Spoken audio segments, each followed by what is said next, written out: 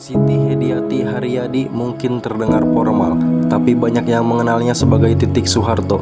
Ia adalah putri dari Presiden kedua Indonesia yang berperan besar dalam perkembangan politik, budaya, dan sosial Indonesia. Titik lahir pada tanggal 14 April 1959 di Semarang, Jawa Tengah. Sebagai anak keempat dari 6 bersaudara, Titik tumbuh dalam lingkungan keluarga yang penuh dengan nilai-nilai kebangsaan dan kedisiplinan. Kehidupannya di masa kecil cukup teratur, mengikuti jejak pendidikan yang dirancang untuk membentuk karakter nasionalis.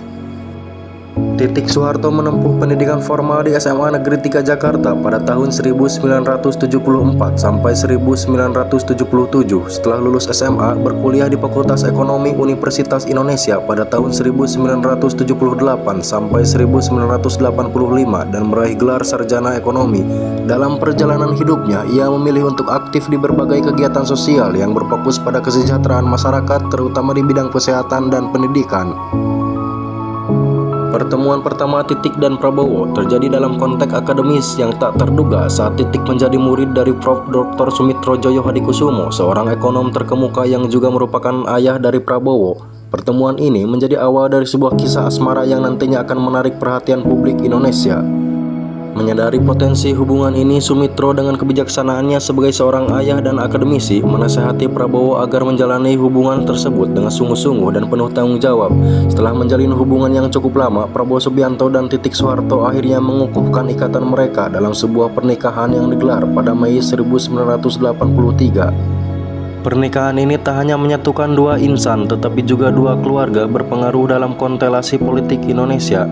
Kebahagiaan mereka semakin lengkap dengan lahirnya putra tunggal Ragowo Hedi Prasetyo pada 22 Maret 1984. Ragowo yang kemudian lebih dikenal dengan Didit Prabowo tumbuh di tengah dinamika politik yang kompleks mengingat latar belakang orang tuanya.